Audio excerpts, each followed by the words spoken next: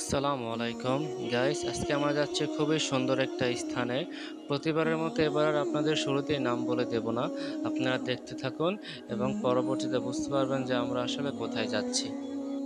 Guys, লম্বা একটা সময় ধরে রাইড করছি। আমাদের গন্তব্যস্থলে যেতে আরো প্রায় 2 কিলোমিটার বাকি। চলুন একসাথে যাই। গুগল ম্যাপ দেখে দেখে যখন আমরা আমাদের গন্তব্যস্থলে পৌঁছে যাই, তখন যে কি আনন্দ লাগে তা ভাষায় প্রকাশ করা যাবে না। আমরা আমাদের গন্তব্যস্থলে চলে এসেছি। এখনই আপনারা দেখতে পাবেন সেই কাঙ্ক্ষিত স্থানটি।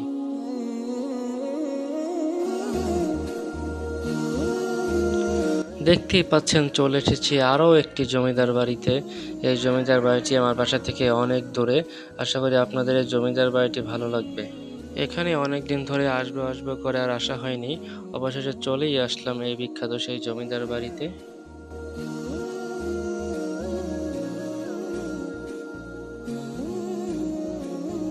হ্যালো ফেসবুকবাসী, আজকে কোথায় চলে আসলাম বলেন তো? আজকে চলে আসলাম মাদারীপুর সদর থেকে 12 কিলোমিটার দূরে মিঠাপুর জমিদার বাড়িতে। 12 কিলোমিটার রাইড করে আসা মুখের কথা নয়, পুরো টায়ার্ড হয়ে গেছি। আজকে শুক্রবার, দেখতেই পাচ্ছেন ঘামে পুরো চেহারা ভিজে আছে। তবু আমি আপনাদেরকে দেখাবই। আসলে আমাদের ভিডিওগুলো সবাই দেখে, এর ব্যাকগ্রাউন্ডের যে আমাদের যে পরিশ্রম তা আসলে কেউ দেখে না। আশা করি আপনারা দেখবেন এবং আপনাদের ভালো লাগবে। এই জমিদার বাড়িটি আসলে বিশাল বড়। আপনারা আসলে এখানে 3টি বিল্ডিং দেখতে পাবেন। দুটি মানুষ এখন বসবাস করে এবং এটিতে বসবাস করে না। ওই দুটিকে বসবাসযোগ্য করার জন্য অনেকভাবে সংস্কার করা হয়েছে।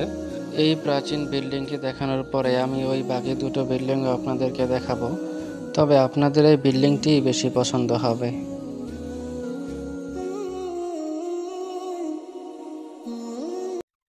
এই জমিদার বাড়িটিতে আসতে আমি প্রায় কয়েকবার ম্যাপে দেখতে ভুল করেছি। আসলে এক রাস্তায় আসতে যে অন্য রাস্তায় চলে গিয়েছি। খুবই কষ্ট হয়েছে আমার এই জমিদার বাড়িতে আসতে। তো আশা করি আপনাদেরকে দেখাতে পারলে এই কষ্টই আমার সার্থক হবে।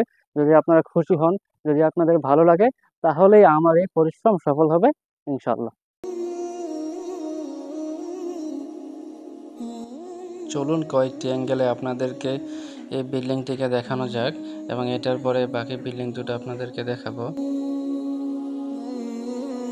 এই জমিদার বাড়িগুলো তো পুরনো, মনে হয় যেন আগুনে পুড়ে পোড়ামাটির মতো হয়ে আছে।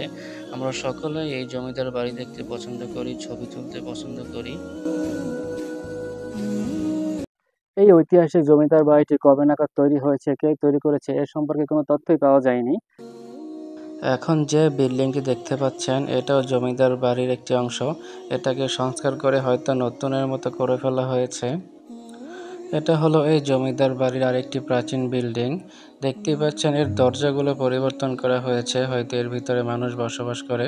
তবে যদি এর দরজাগুলো পরিবর্তন করা না হতো, তাহলে এই বাড়িটিকে দেখতে আরো সুন্দর লাগতো।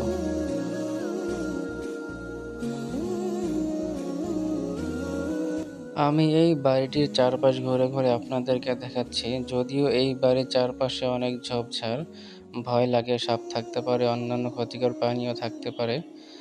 আশা করি এখানে কিছু নেই, তবে কখন কি হয়ে যায় তা কিছু বলা যায় না। আশা করি আপনাদের এই জমিদার বাড়িটি ভালো লাগছে।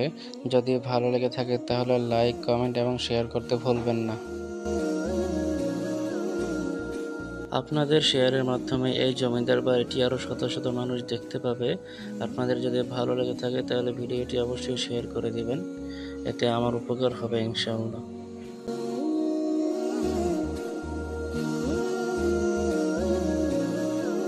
গাইস, এই বাড়িটির আশেপাশে প্রচন্ড ঝোপঝাড়। এই বাড়ির 3 দিকে ঝোপঝাড়, ছোট জঙ্গলের মতো।